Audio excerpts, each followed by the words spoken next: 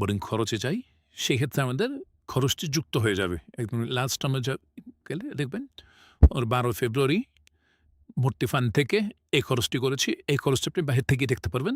আলু, টমেটো, ফুল এই সবগুলো খরচ আমরা করেছি।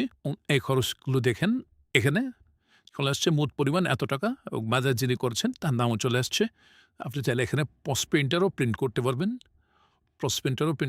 এবং ডিটেলসে গিয়ে চাইলে নরমাল প্রিন্টারও প্রিন্ট করতে পারবেন। যে প্রিন্টারে আপনার সমস্ত ডিটেলস চলে আসবে। আপনি যেভাবে লিখেছেন সমস্ত ডিটেলস, তারিখ চলে আসবে, ফান্ডের নাম চলে আসবে, পরিমাণটা চলে আসবে, যে বাজার করেছেন তার নাম চলে আসবে এবং এখানে আপনার যে পণ্যের নামগুলো ডিটেলসে চলে আসবে। কোনটা কত টাকা, কত কেজি ওজন, সম্পূর্ণ ডিটেলস অনুযায়ী আপনার প্রিন্ট করে নিতে পারবেন।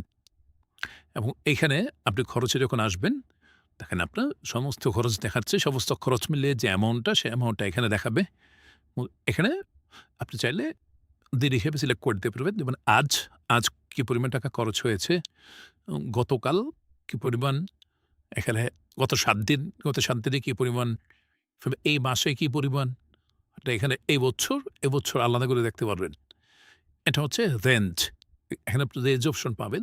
কোন তারিখ থেকে কোন তারিখ পর্যন্ত, যেমন আমরা এখানে দিয়ে দিলাম অক্টোবরের ১ তারিখ থেকে আমরা এখানে হচ্ছে ফেব্রুয়ারির ১২ তারিখ পর্যন্ত এখানে আমরা ফিল্টার করলাম। এখানে আমার এই খরচগুলো আছে এই তারিখের ভেতরে।